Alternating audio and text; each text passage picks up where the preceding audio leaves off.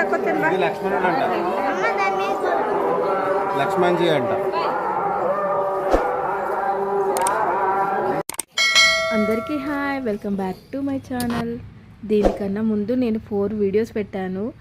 ప్రయాగరాజ్కి వచ్చే ముందు మహోర్ టెంపుల్కి మేము ఎలా వెళ్ళాము, ఆ టెంపుల్ గురించి విశేషాలు, అలాగే ప్రయాగరాజ్కి వచ్చి అమృత స్నానం ఎలాగ చేసాము, అక్కడ నుండి అయోధ్యకి ఎలా వెళ్ళాము, అయోధ్య నుండి కాశీకి ఎలా వెళ్ళాము, అక్కడ దర్శనాలు ఎలా జరిగాయి, అన్ని వివరాలు ఆ వీడియోలలో ఉంటుంది. మీరు చూడకుంటే ఆ వీడియోస్ కూడా చూడండి. నేను వారణాసి యాత్ర వీడియోలో చెప్పాను, వారణాసి నుండి మయ్యార్కి మేము వెళ్ళాక ఏం జరిగిందో చెప్తాను అని. వారణాసి నుండి మయ్యార్కి రానీకి 5.5 అవర్స్ చూపించింది, కానీ మేము 7 o'clock వరకు మయ్యార్కి చేరుకున్నాము. మయ్యార్కి చేరుకున్నాక అక్కడ చూస్తే చాలా ట్రాఫిక్ ఉంది. మేము చేరుకునేసరికి 7 అయిందని చెప్పాను కదా. మయ్యార్లో కొండపైన శారదామాత కొలువై ఉన్నారు. మయ్యార్లో పైన టెంపుల్కి వెళ్ళాలంటే రోప్వే వెళ్ళాలంట, కానీ 6 o'clockకే రోప్వే క్లోజ్ చేస్తారని చెప్తారు. ఇంకా మెట్ల గుండా వెళ్ళొచ్చు, 9 o'clock వరకు టెంపుల్ ఓపెన్ ఉంటుందని చెప్పారు, కానీ మెట్ల నుండి వెళ్ళనీకి చాలా కష్టమని చెప్పారు. అక్కడే ఒకరోజు స్టే చేసి మార్నింగ్ దర్శనం చేసుకొని వెళ్దాం అనుకున్నాం, కానీ ఇంకా ఒకరోజు ఎక్స్ట్రా పడుతుంది అని చెప్పేసి మేము అక్కడ స్టే చేయకుండా ఇంకా మళ్ళీ రిటర్న్ వెళ్ళి రామ్టెక్కి చేరుకున్నాము. మయ్యార్ నుండి రామ్టెక్ 400 kilometers చూపించింది. 6 hours అలా జర్నీ చూపించింది. మేము మధ్యలో కొద్దిసేపు స్టే చేసేసి ఇంకా మార్నింగ్ 5 o'clock వరకు రామ్టెక్కి చేరుకున్నాము. రామ్టెక్కి మేము చేరుకోగానే మాకు ఒక పెద్ద సరస్సు కనబడింది. ఆ సరస్సు పేరు కిందాసి సరస్సు అంట. ఇంకా చాలామంది ఆ సరస్సు పక్కనే వెహికల్స్ పార్క్ చేసి సరస్సులో స్నానం చేశారు. అంతేకాకుండా అక్కడ పెద్ద పెద్ద హాల్స్, వాష్రూమ్స్ కూడా ఉన్నాయి. మేము అక్కడే ఫ్రెష్ అప్ అయ్యి ఇంకా సరస్సులో దీపాలను వదిలాము. దీపాలు వదిలాక టిఫిన్ చేద్దామని ఇంకా ఊర్లోకి వెళ్తుంటే ఇక్కడ ఈ సెట్టింగ్ కనబడింది. చాలా బాగుంది కదా అని నేను వీడియో తీశాను.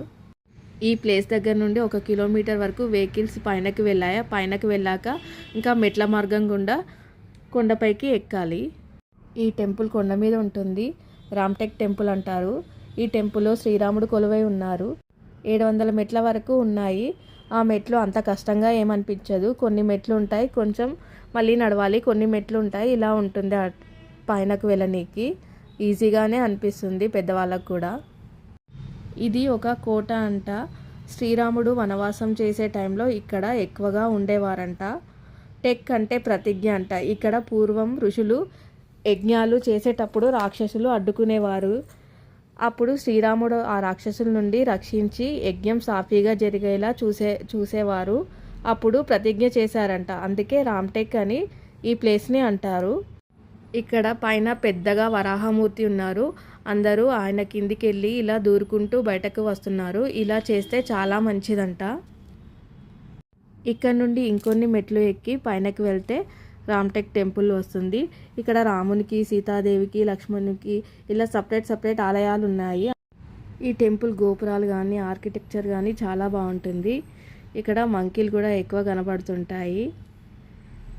ఇంకా ఈ టెంపుల్కి ప్రతి ఒక్కరూ వచ్చి చూడాల్సిన టెంపుల్. చాలా బాగుంది టెంపుల్.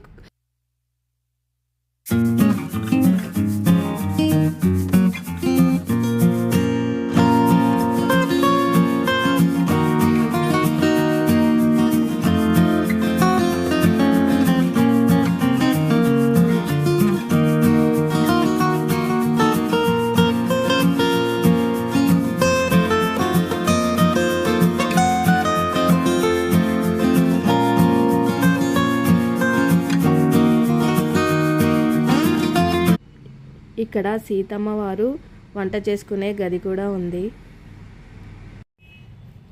ముందుగా లక్ష్మణుని టెంపుల్ ఉంటుంది, ఆ తర్వాత రాముని టెంపుల్, తర్వాత సీతాదేవి, తర్వాత విష్ణుమూర్తి, లక్ష్మీదేవికి, ఇలా శివునికి, ఆంజనేయునికి, కౌశల్యమాతకు ఇలా సపరేట్ ఆలయాలు ఉన్నాయి చుట్టూతా.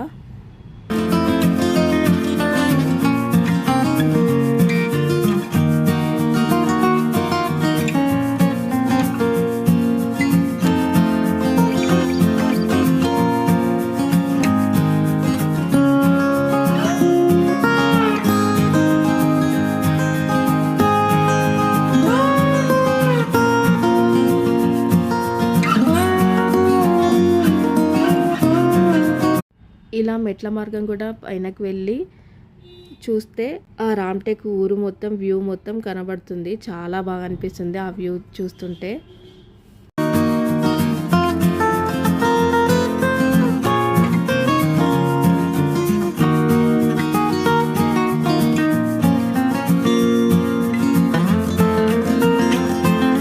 రామ్టెక్ టెంపుల్ దర్శనం అయిపోయాక మేము ఇంటికి వచ్చేసరికి నైట్ 8:30 అయింది. ఇంకా ఇంటి దగ్గరికి వచ్చేసరికి మా తమ్ముడు, మా మద్దలు, మా చెల్లె అందరు కలిసి ఇలా వెల్కమ్ చెప్పారు. ఇలా మా ప్రయాగరాజ్, మహాకుంభ్, అయోధ్య, వారణాసి, రామ్టెక్ ప్రయాణం ఇలా జరిగింది. ఈ వీడియో కనుక మీకు నచ్చితే లైక్ చేయండి, షేర్ చేయండి, సబ్స్క్రైబ్ చేసుకోండి. Thank you for watching.